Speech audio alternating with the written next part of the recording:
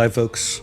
Welcome to Let's Just Go. This is Kevin Casey's Modern Missionary Podcast, where we talk matters of family, theology, mission, big wins, betrayal, and death, and death, even death, and just the whole spirit of going for it in life. Today's episode is July 6th, Casey's Day of Death.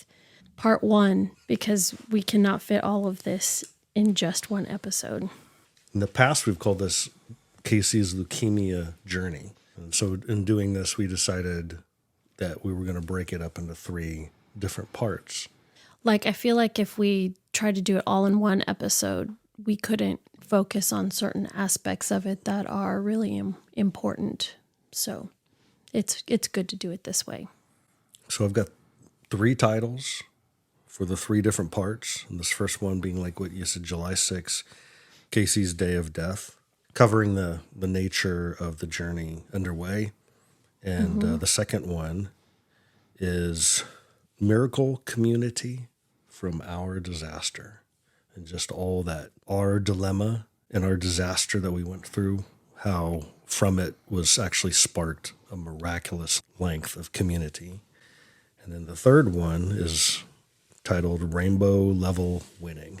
So how are we going to go through this? Are we going to go through it light-spirited or somber? First of all, this is actually my 10-year anniversary of survival. So it is in some ways light-spirited. I mean, it's going to be talking about coming face-to-face with death. There's some really serious issues in that.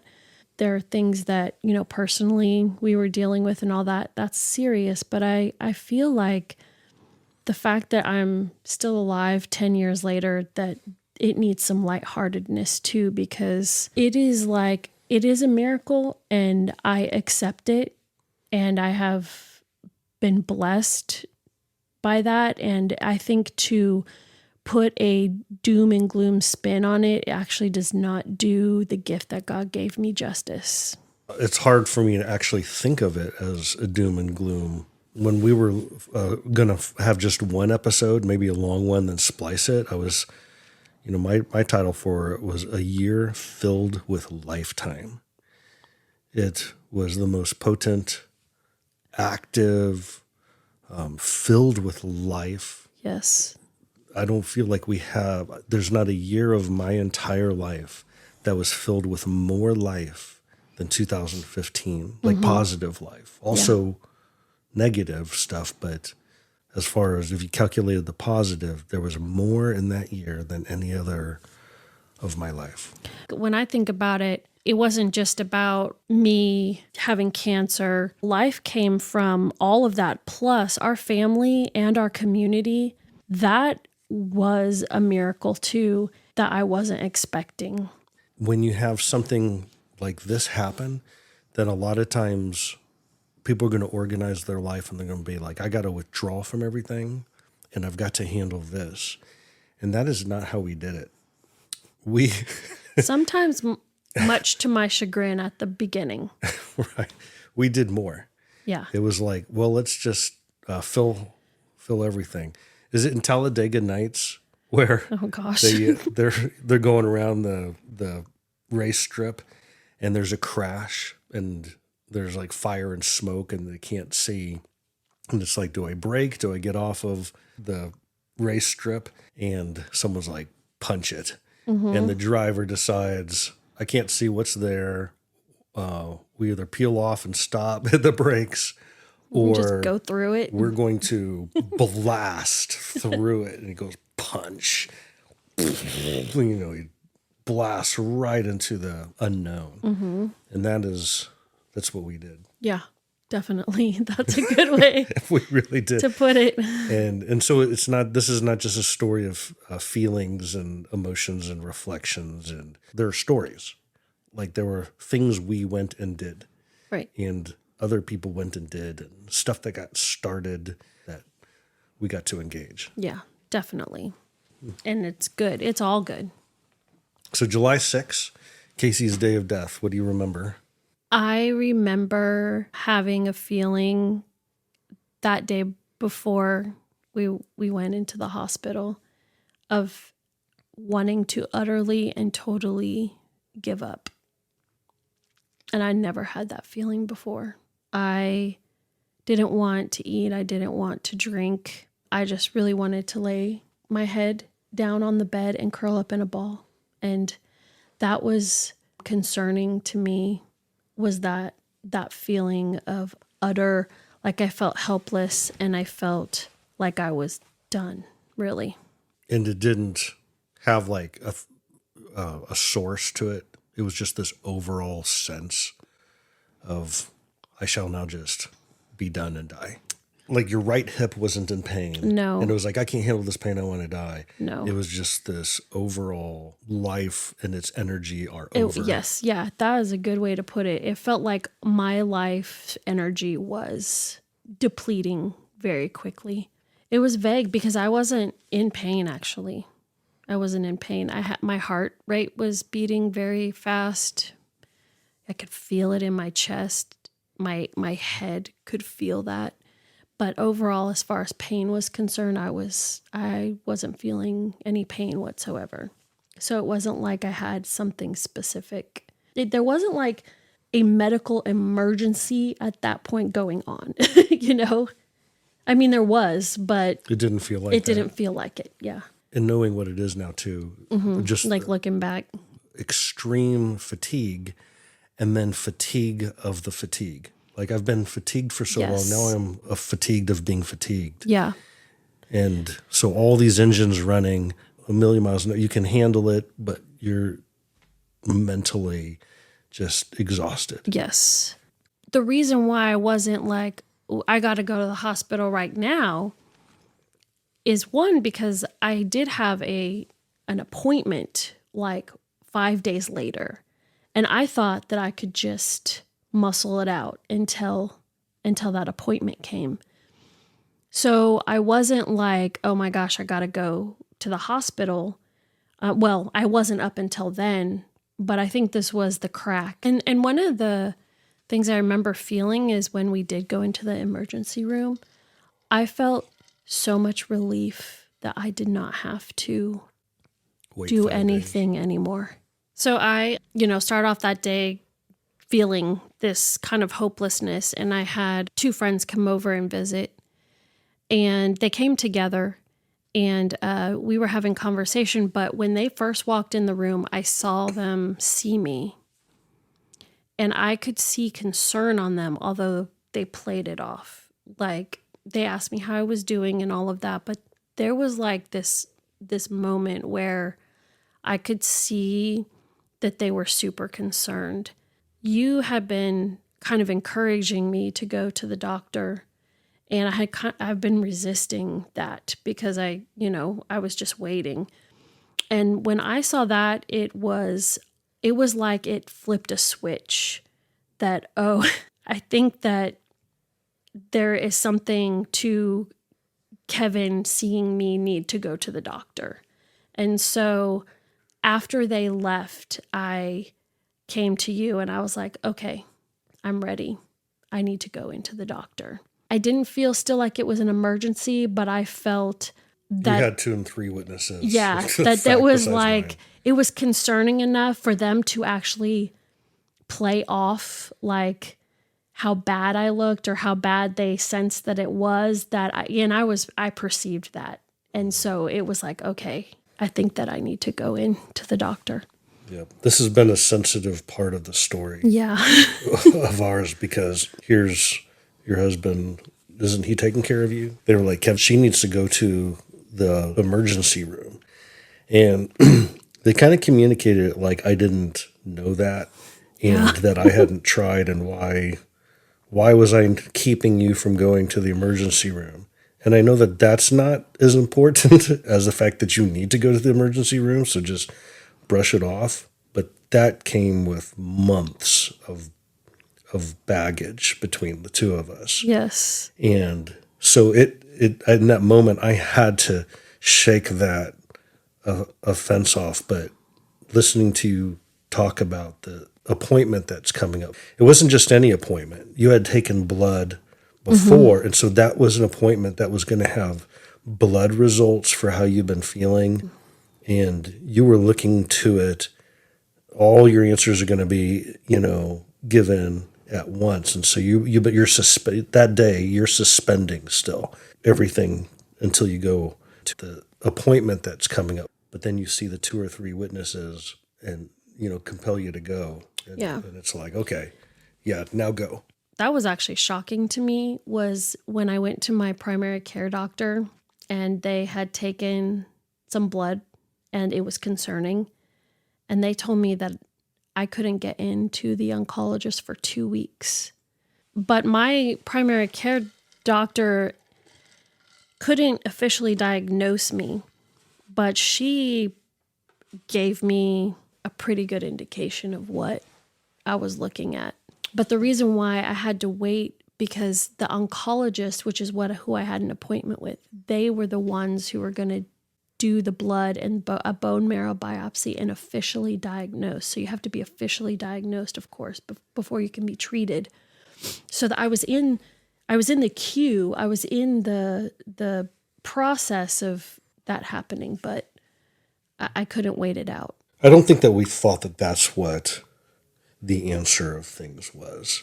They were not saying, well, we think it's this, but we can't tell you yet. We can tell you in 2 weeks. I mean, that's not how they were talking, No. to us. That there were possibilities, but there was just this uncertainty. We didn't know what was going on. You think you knew what was going on? My primary care doctor told me that my blood work looked like it was leukemia. Not what kind or anything like that, but I think she wasn't going to tell me, but she did, and I think she thought that would calm me down because of such a she was not happy with the amount of time it was going to take for me to get to see the oncologist. I had somewhat of an indication. I wasn't like super freaked out about it, but I did have a little bit of an indication. But our relationship was so bad during that time. I mean, I get upset about it now. Yeah, me too. Because there are things that are important you wouldn't even tell me. I did tell you. Not like that. But anyway. So we went to Polymomy Hospital into the emergency room in Aiea. And the reason we went there, it wasn't the closest hospital, but it was where my doctor, the oncologist that I was going to be seeing, he worked out of Polymomy. So we decided to go there. I got in immediately, they took me to a room. They took my blood and they gave me some pain medicine. Even though I wasn't in pain, I think, it was kind of to numb me a little bit. What I remember is after that blood work, I was kind of in and out of sleeping, and you were there and you were next to me. I think we were talking a little bit, but then I remember the doctor coming in and he looked at me and he said, "I just want to tell you that I am sorry." And he had a lot of compassion in his. And I thought he was telling me that they looked at my blood work and they found out I had leukemia. And I told him, it's okay. I already know that I have some kind of leukemia. I already know that about myself. So it's okay. You don't have to apologize. But it's really funny because when I think about it later, what I think that he was doing was apologizing because he thought I was going to die. And that is something that I didn't really discover till later, because there are some things about the emergency room visit that I vaguely remember.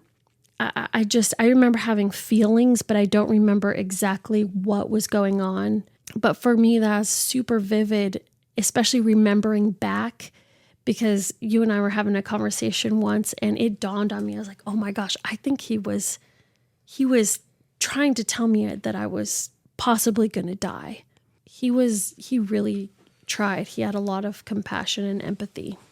There were a lot of people in the emergency room. It's a busy ER. Mm-hmm. But I remember the attention while people were doing other things was on our little area. There was sort of like, there's something happening right there. We're going to lose one today. Yeah.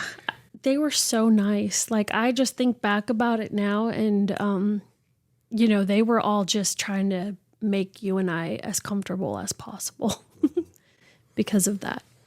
That's why we call the episode July 6th, Casey's Day of Death. Yeah. And so that's not how you find out.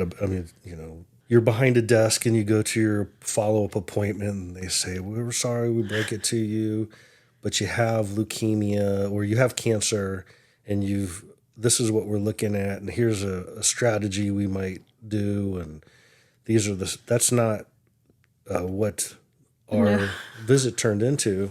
And on my side, I said, what are we looking at? And he says, we're going to do everything we can to keep her alive. And I'm like, what? Yeah. And he says, right now, all her organs are right on the verge of just failing, of shutting down because of the things that are going on inside of her body. And we can't give her any kind of treatment for that stuff. We can only pump her right now with like saline. And we need to hydrate her and drown out what is happening. And he says, we've got about a 50-50 shot to keep her going through today. And I'm like, wait a second, what do you mean 50-50 shot? And he said, she could shut down any minute. But we're on top of it right now. We're pumping her with fluids, and we got about a 50% shot of getting her through today. This was just for today. Yeah. This was just to be alive today. And that wasn't, I remember that was not hush hush or hidden from you. And I thought that you heard this and that you were zeroed in on it, because this was a discussion for the next several days. The next day it was like, we're still working with this. She's got a 50% shot. We're glad we did it yesterday, but now she has the same battle here on day 2. And that he said that day 1, day 2, and day 3. And to make it all 3 days, each having that 50-50 seemed a miracle. But I don't think it was till like end of day 2 or day 3 that when we were talking, you were like, what? And I realized that you weren't able to hear everything that was going on.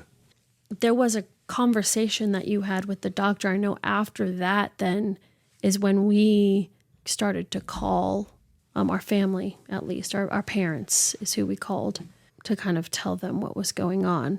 You want to explain something about what you had and what makes it unique? I was diagnosed with AML leukemia, acute myeloid leukemia.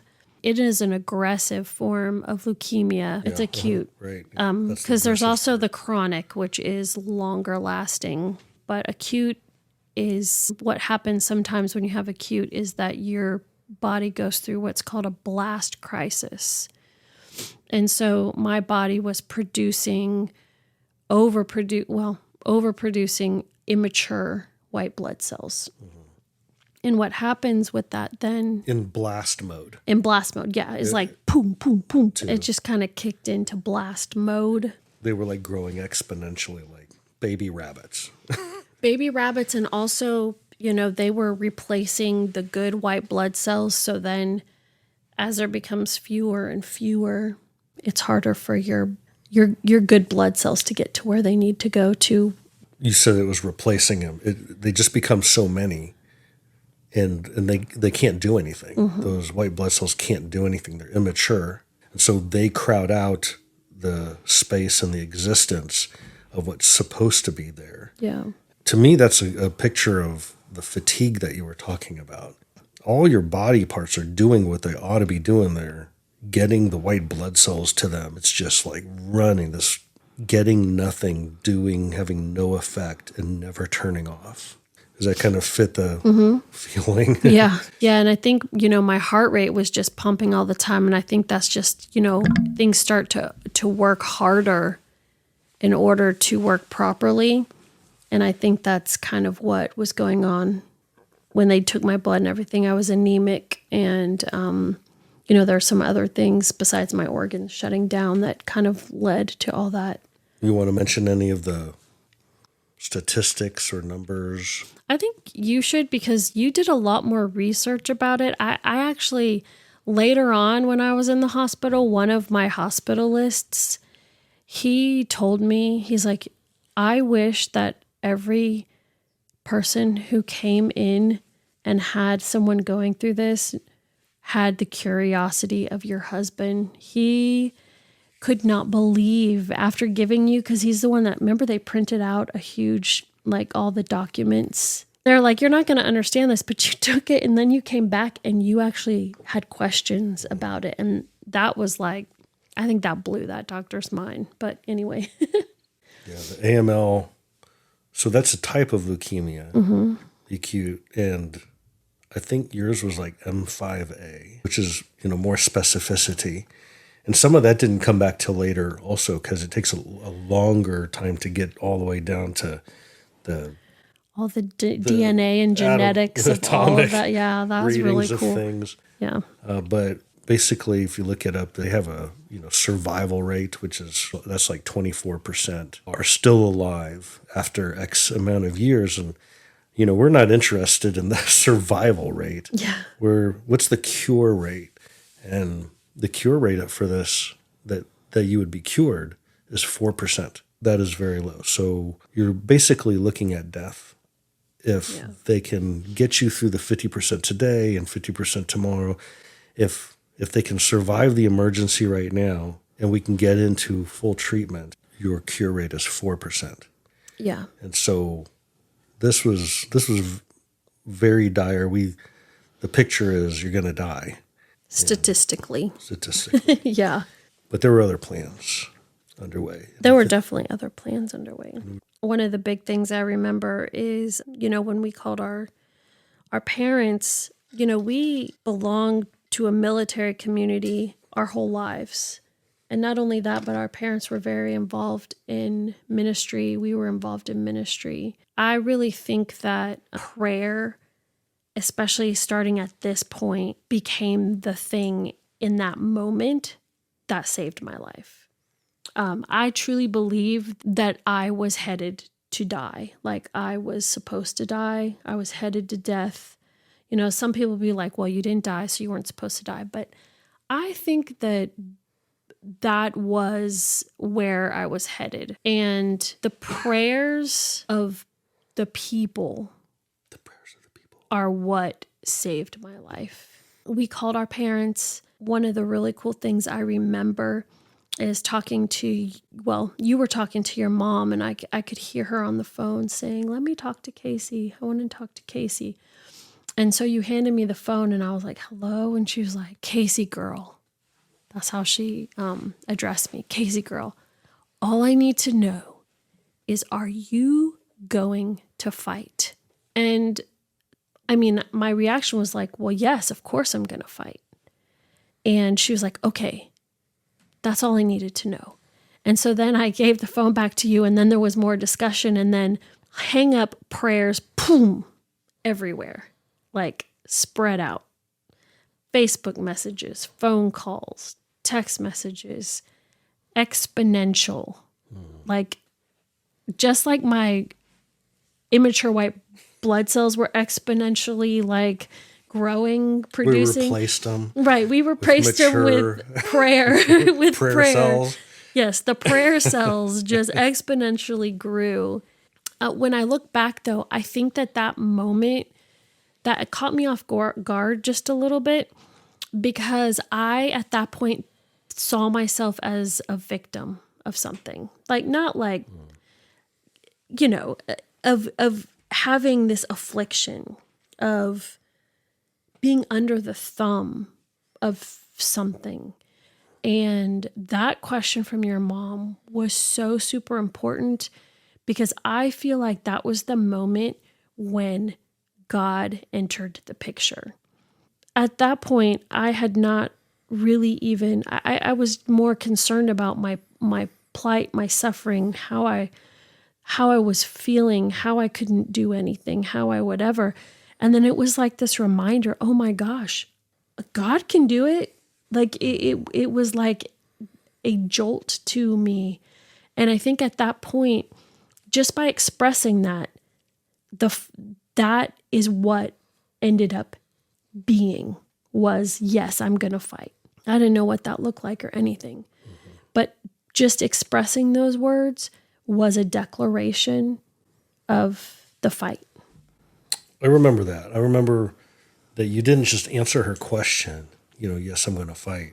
It was like you're just saying it on your own, Yeah. Because I remember you said, I am going to fight this. I'm going to beat this. And there was something really important about you voicing that there was something extra. It was one of those rare prophetic moments that something is declared and it has legs on it. Totally. Well, and the other thing that kind of took me off guard was that your mom asked me the question, and when I gave her the answer, she was perfectly, She was like, that was "We're done perfectly here. acceptable. And we're done here." Yes.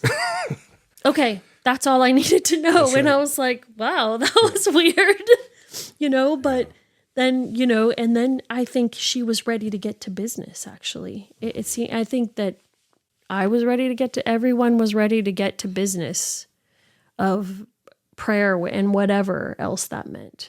So I remember at this point, though, the big thing was they had to, they super hydrated me, and then we had to wait. I had to have certain vitals, and the blast crisis needed to stop before they would move me to a different room. And I'm not exactly sure how long that took. Time is blurry to me. I think it was about 3 days. 3 days. Well, I mean, they moved you to before they started giving you treatments. I mean, the treatment you got is the max. Yeah. They explained this will kill you. This is going to kill her in her current state. We have got to change the composition of what's going on inside of her and give it space to be able to do something. And I remember that because they were giving me all kinds of things to help boost all of my phosphorus, magnesium, shots, all kinds of things to kind of get my body to a point where it would accept the chemotherapy. But one thing I'm remembering now is being in a room and waking up. I don't know why I didn't see everybody come in if I had been moved into that room. But I remember there was one point where I woke up, and it may have been the next day or 2 days later, and my room was full of people. And this is another thing. I thought everyone was there to just make sure I was okay, right? People were in the room, crowded in a circle. Everyone was looking at me, and I was like, wow, this is really awesome that everyone would come in here and check and make sure I was okay. And it was not connecting to me that these people were in this room to tell me goodbye. Or maybe goodbye. Maybe goodbye. Yeah. This was at the end of day 2. Overnight, it was, call the people at the house. And doctor's like, you got to get your family here ASAP. They need to come in the morning. You need to get them here in the morning because they need to talk to their mom. Yeah. And I think that might be where you might have clued in. I think it might have been day 2 that you clued in that they were talking 50-50. Yeah. Because that you were surprised between that and then also everyone coming in. But the kids came in. Who brought them? Yeah. Rachel Francis. Yeah. Yeah. Because she could drive the van. Yeah. Right. She was not afraid of driving the van. Our staff members at the time. And they came up and they were somber and they were serious and they knew that your life was on the line, literally on the line. And you didn't know that they were just not visiting, but there was purpose behind the gathering. That this was potential last chance with mom. Remember the kids coming in. You remember Elijah saying, "Mom, are you going to die?" And you remember telling the kids that you... I've been told the story. I don't know what point that was. So but I do not remember. I don't remember that. It was probably more for me Yeah. than than you then. But so the kids came in. I mean, they had to wash their hands and put the masks on and the gloves and everything because you were at max danger level, of infection or anything. But he was the last one to come into the room. The older siblings came in, filled up the room. And at that time, we had all 9 children in our house. Just that narrow window of time where we had all 9 kids in our house. Mm-hmm. And Elijah walked in last, but he didn't stay in the line. He walked past through everybody. It was almost like everyone gets a chance to hug you and talk to you or stand next to you. And he just unaware of protocol. Yeah. and he was, so awkward at that time. But I just remember him walking through with this deadpan face. There's only one thing that is important. And he walks past and he just walks up to you. And he has his hands just straight down by his side. And he looks at you and goes, "Mom, are you going to die?" I mean, that was the one thing that mattered. Yeah. And so he needed to go ask you the question. if that's what you were going to go do. And, "Mom, are you going to die?" And who cares about the sensitivity of the question or what you ought to say, who ought to talk first or anything like that. I just thought, I was like, there's my man. This is how we need to go through this. Yeah. Let's go straight to the matters. And you said, "I don't know, but I'm going to fight this." And you kind of echoed what my mom had prompted you to declare. It was like, and now, okay, the answer is no. Or how about no? Time to work. Now the strategy and the work. So I was kind of in a situation where there was a lot going on in my mind, in my emotions. I feel like that hard line between reality and the spiritual was diminished. I don't really know how to explain it. Sometimes I felt kind of like I was floating, and other times I felt like I was really coherent and there. But I think one of the things was in these first 3 days, God was working in me on a lot.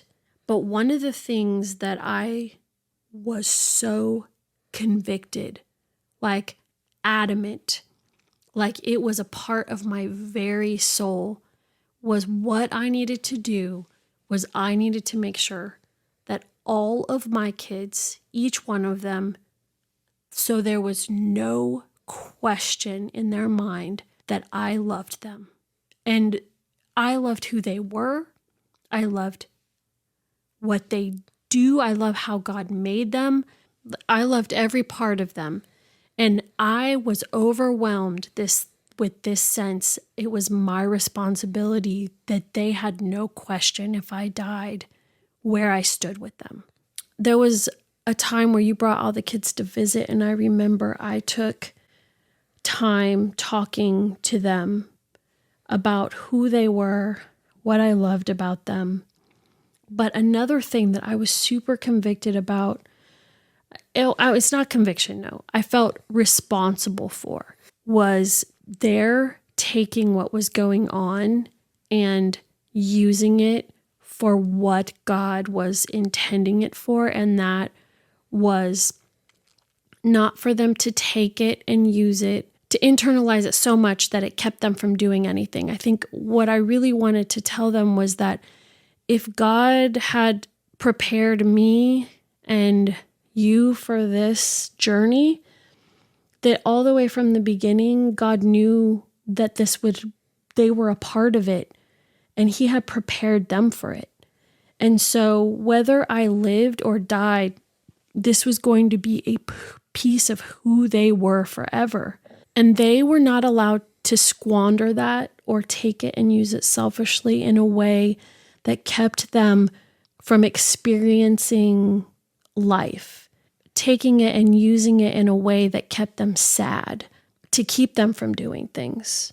Like, I wanted to encourage them that this was also for them and that they had a role to play. And whether I lived or died, they were going to take that with them and they had to use it for good and for being positive and for it being a monumental moment of God shaping them. I think about it now, and I don't think I've ever felt, maybe one or two times, such a sense of responsibility towards something. And it was very strong in me. And I think that's kind of how personally I took this journey, and also you, is that this was not going to be something that we took and either tamped it down or twisted or didn't share with people. That was a big conviction for me. But you actually had a moment where you told them. Yes. You said you are not almost like in a speaking up to them in a scolding meeting. We will be making this into construction. That part I told them all together around the bed. Also, another thing, as a mom, you want to take care of your kids. I mean, that's what you're created for. That's why you're their mom. You want to be the one who is doing everything for them. And I think another thing I was really faced with was that, number one, where I was at that point, I couldn't do anything for them except give them that. But they were going to leave that hospital room and they were going to go home and they were going to have you. And I had to trust God giving them what they needed in a time where I was fighting for my life and I couldn't do it. I couldn't give them what they needed. That might be one of the reasons why that sense of responsibility was so strong in me. But another thing is just that I was faced with the fact that I had to trust God and his plan, and I had to trust you, and I had to trust whoever else God was going to put in their path to help them. That wasn't going to come necessarily from me. And that is a hump I had to get over. But I think that was a crack in the door of my realization of how small my faith was in God. Because another huge thing that I'd always had was a lot of fear, and especially fear of dying. What stands out to me is that this was this thing that we took on in almost like a bull by the horns sort of a way, but we went into it totally incapable. Another phrase I've had about this part of the story is just not ready. Mm-hmm. Is that we were not ready for this. We weren't prepared in the sense that we were strong with each other, that we were strong in ourselves, that we were, at peak health in other ways in order to take this on. There was a real unreadiness for us to start this journey, to undergo it. Maybe if you shared a little bit of share some of the experience of the lead up to going into July 6, Casey's day of death, indications that you had of that something's wrong physically, but also maybe some wrestling that we've had personally or with each other. Mm-hmm. The not-readyness. The year leading up to, being diagnosed with cancer was a year that was kind of full of a lot of, I guess, emotional dealings, physical dealings for me, in the sense that, I had some physical things going on where I did not, feel very well. I was having, migraines, and I was fatigued a lot, but I also was having a lot of stress-induced issues, which, included having panic attacks, having kind of control issues, because I need to have everything fit in a box in order for me to be pleasant and happy. And If anybody knows Kevin, he is all about not being in a box. And so I think that tension between us, that created a lot of friction. It created a lot of stress. It made me kind of bitter.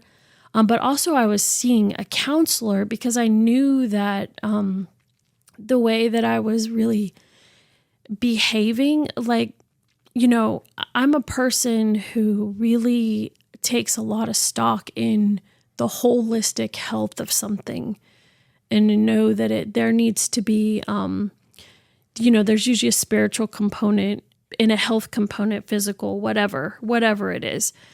And so I was seeing a counselor for that because I knew that somehow all those things kind of went together. In the past, when I'd gone to counseling, there were a lot of connected things. And so there was this progression going on of trying to deal with physical things and stress-related issues and also relationship issues that I thought were just things wrong with me or me having to deal with it. But I think that the closer we got to the date, there was also a component of leukemia in that also kind of reared its head and played into the lead up to July 6th. It was very complicated, and it's hard to look back with 2020 on what started what. But the thing that especially sticks out to me is just that we weren't ready. I don't think we weren't well personally. We weren't with each other. Mm-hmm. You weren't well personally. The ministry programs, they had blown up in a positive way. Mm-hmm. And we had a lot of responsibility that in the middle of going into all of this, but we ourselves are not ready for this wrench to be thrown into the works. When you look back on it with 2020 hindsight, you would say that we weren't ready at that point. But then, the other point happened where we were thrown into it.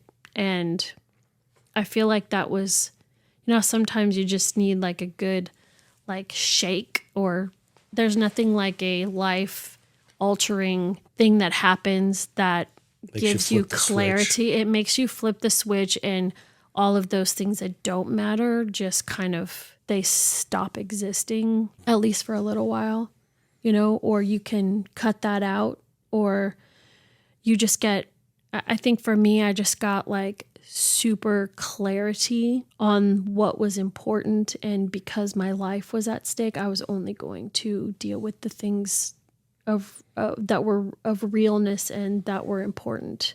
When you are met with adversity, you can dig in to all of the grievances, but you can also, the opposite, you can let it go. And I think for me, what I knew I had to do was I had to let it go. Everything that I had been struggling with was shown to be everything that God could provide for me. Love in our relationship, as far as the care that you had for me when I was sick, and the fear of the panic of the lack of control, fear of dying, death, all of those things. Okay, so it's in front of your face. What are you going to do about it? At that point, I could have dug in and said, yes, but this and this and this and this. But I think when your life is really on the line, you realize that those are not the things that you should be holding on to. That's what an apocalyptic is. Picture or a vision or an experience of when everything crashes and the end of time and life is over and the judgment. An apocalyptic, it literally means the uncovering. Mm-hmm. But the literary intention of an apocalyptic is people are going through something and they're stuck and they can't do anything. And they don't have to be stuck, but they are stuck. And then they're given an apocalypse. It's a vision of the apocalypse. And what it does is it lifts you. The point of a literary apocalypse is to lift you up here and then even more. And here, boom, boom, boom. And you are now watching the cosmos dissolve at a time where the cosmos must be reckoned with. And you're this little tiny thing, or the matters that you had is this little tiny thing. You're like lifted way up here, and you see the sovereignties that are actually sovereign and the epochs that can be stringed together in a way that the plan unfolds in stages, and everything has been given its spot by the good Almighty God. And then you come back down, and you're like, you get that? You see what's going on here? Yeah. There's an apocalyptic vision in it, and it's meant to lift you out of what you're stuck in. That totally happened. It was like, what? Why was I even concerned? Well, no. Well, I mean, yes, I agree with your picture. I think that's pretty much exactly what happened. And it's like you get this perspective that is like so much more grand, and you're like, oh, okay, I get it. I mean, I really felt in a way corrected. I think that's one of the miracles of all of this. I talk about how God saved me. He saved my life. But another miracle that I feel completely blessed by having and thankful and grateful for is that my faith was tested. And instead of choosing that part of me which I struggled with, which was fear, I actually had courage. And that's one of the things that I felt like it focused me. It did bring me out of like self-consumption. It opened my eyes and woke me up and actually made me see that my faith wasn't fake. It was real. I was okay with whatever happened. Even if I died, just knowing that I passed some kind of faith test, that I was proud of myself for that. It's special. That was God talking to me in a special way. Yeah, then you had a ministry explosion of being strong and courageous. And I feel like my role was to open the corrals and tell everybody in. Don't everybody stay out. Everybody in. And I didn't like that at first. I know. But there was something practical that happened. And that was that our team that we had, our staff members, we had full-time staff, but we had some full-time interns also. And then a whole bunch of volunteers and partnering leaders. They all made a shift from being our team to being our family. Yeah, we had a couple of staff members, someone who had been previous staff with us, but also someone who was current but was getting ready to go back home. And we had, Go to college. To finish up college, right? That was Rachel, and then the other staff member was Hannah. I'll say their names so that you don't get confused about who I'm talking about. But Rachel decided that she was going to stay with our family through December so that she could help the kids essentially when because Kevin had to do a lot of traveling back and forth and then ministry stuff. And so she just felt like God really was speaking to her to stay and help out our family. And so driving, feeding, shopping, school, meals, making sure that cleaning. There was some, adult supervision for them while Kevin could then be free to go back and forth to the hospital and stay with me at night and all of that. And then Hannah, who had left Hawaii, she called and wanted to come back and told Kevin that she would take over the actual ministry aspect of running the clubs and at one of the locations. Yeah. Right. And that she would take over that job for him. Because that was my main focus. Yeah. Andrew and Alika were at Aliamanu, Damien Desiree down at Pearl Harbor and Hickam Air Force and Navy. Mm-hmm. But mine was Schofield, and she she was going to relieve me of that whole community focus. Right.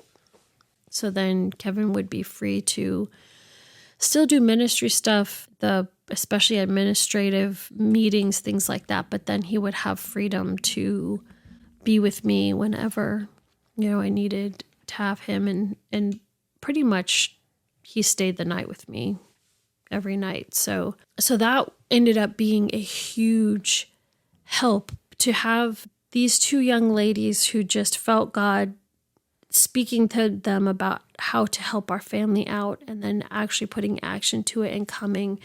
There was kind of this moment where everyone was like, what do we do? And then there slowly became this kind of organized, people kind of took charge of certain aspects like bringing meals. I think for that whole time until November or December, we had people delivering meals to us. And then there were other churches, groups, not just in Hawaii, but elsewhere, that they themselves experienced a unifying to come together under, keep Casey alive. Everybody was drawn into the story. That, I think, that's a whole story, because there are some really neat accounts. Mm-hmm. So when we go into a next one, Miracle Community from Our Disaster. I think the big thing about this episode is that I was going to die. People stepped in with their prayers. God stepped in with his miraculous movement. And I just think about being saved from dying. And I always thank God, but I always thank other people too, because I know that their prayers change the trajectory of things. No joke. No joke. I think for me, just talking about the different conversions of flipping the switch, a perspective of, are we going to let life be doom gloom to us, or what do we tell our kids about what this means? Something about the nature of life is not just living. There's an audacity in it, and there's like a hair up its butt to live, and and there's life is supposed to be about winning. There is an aspect about life that's supposed to be about winning and facing it, and being given an apocalyptic about it, so that you don't ever get stuck with not doing life. Life is more than what you think it is. It's a good word that's fully loaded. It's like the Hebrews, they say l'chaim, which means, to this abundant, eternal, like to real life, to good life.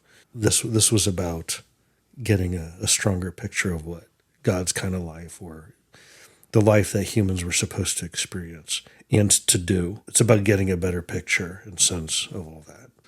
Miracle Community on the next one. Mm-hmm. Did we do it? We did it. All right. Peace out, folks. Bye. Catch you next time. You got